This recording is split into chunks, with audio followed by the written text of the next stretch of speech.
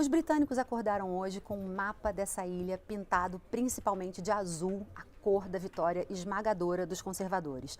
Meu nome é Silvia Salek, eu sou diretora de redação da BBC News Brasil aqui em Londres e sobrou hoje para mim a tarefa de desembrulhar esse tema para você.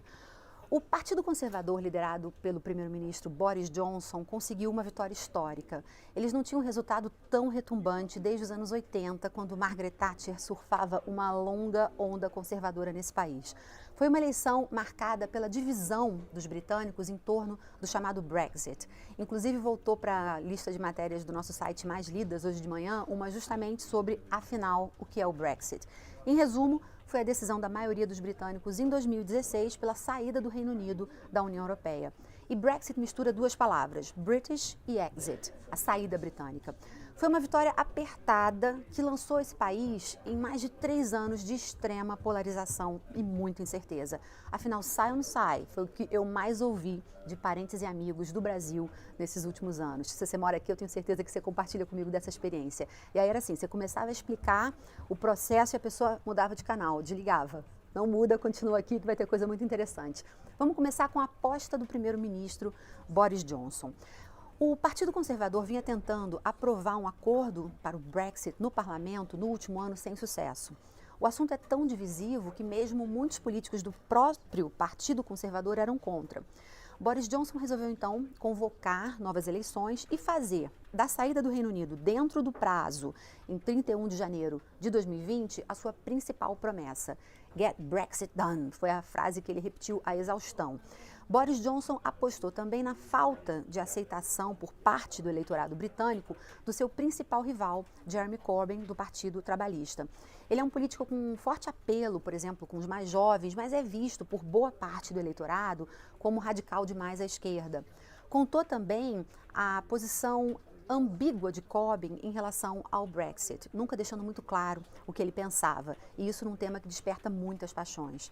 E com uma mensagem simples, os conservadores conseguiram então atrair parte dos eleitores de esquerda que decididamente querem a saída da União Europeia.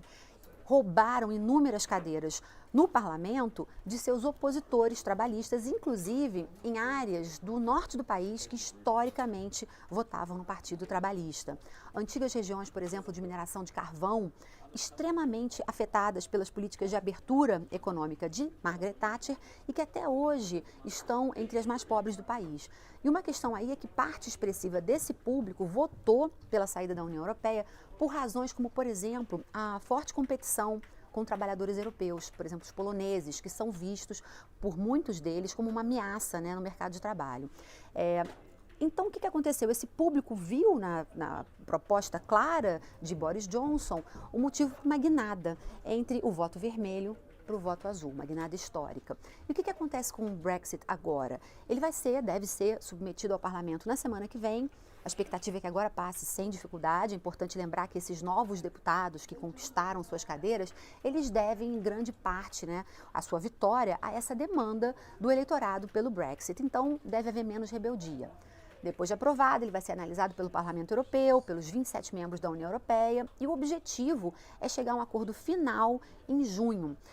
Isso se não houver nenhum pedido de extensão, né? Ou seja, não acabou a novela. A decisão está mais clara, né, de que o Brexit vai ocorrer, mas ainda tem muita negociação. Agora, uma outra incógnita importante. O que vai acontecer com o Reino Unido, que é um país formado por Inglaterra, Escócia, País de Gales e Irlanda do Norte.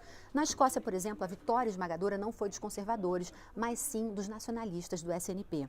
A escolha dos escoceses, ela manda duas mensagens claras. Eles querem permanecer na União Europeia e querem também um segundo referendo que poderia decidir pela independência dos escoceses. Ou seja, o Brexit pode acabar dando fôlego a esse voto pela independência, que na prática significaria o fim do Reino Unido como hoje conhecemos. Outra questão também não resolvida é sobre como fica o controle de fronteira entre a Irlanda do Norte, que é parte do Reino Unido, e a República da Irlanda, que continua na União Europeia. A iminência da saída e, consequentemente, qualquer tipo de restrição à livre movimentação nessa fronteira, ela pode trazer à tona o fantasma de um conflito histórico sangrento e que foi controlado por um acordo de paz que é baseado justamente na ideia dessa fronteira livre. São dois temas bastante espinhosos pela frente. Qual seria o risco? Os britânicos saem da União Europeia, mas perdem também a união do Reino Unido. Três questões importantes para brasileiros. Brasileiros com cidadania europeia que já estão aqui, esses têm a promessa, né, de ter esse direito respeitado. Inclusive, se você tiver qualquer dúvida sobre prazos e tal, escreve aqui que a gente vai tentar responder. Já novos imigrantes brasileiros com cidadania europeia que queiram vir para cá, para ter uma visão clara de qual vai ser o seu status, a situação, vai ser importante esperar o detalhamento do acordo a respeito da mão de obra entre essas duas partes, né, União Europeia e Reino Unido. E, de maneira geral, qual é a novidade em relação à imigração? A promessa de Boris Johnson é criar um sistema de pontos semelhante ao australiano, que avalia áreas de carência no mercado de trabalho e aí, de acordo com a formação do candidato, experiência e outros critérios, define quem pode entrar. Outra questão potencialmente interessante para o Brasil é como o Reino Unido vai se inserir no mercado global nesse período pós-União Europeia. Uma das diretrizes vai ser buscar acordos comerciais com o mundo, muito além das fronteiras da Europa, buscar uma presença mais global. E aí pode haver oportunidades mútuas para britânicos e brasileiros. Enfim, eu espero que vocês tenham curtido esse resumo, foi um pouco corrido. E não deixem de seguir a gente nas redes sociais, no Instagram, Facebook, não deixem de assinar o nosso canal no YouTube, né, para receber o alerta quando vídeos como esse aqui são publicados. E claro, não deixem de visitar a gente em bbcbrasil.com, que é a nossa casa. E essa aqui é a nossa casa também, a nossa redação principal fica aqui em Londres, no 5º andar desse prédio. A outra parte da BBC Brasil fica em São Paulo e é nesses dois lugares que a gente produz esse conteúdo para vocês em português da BBC.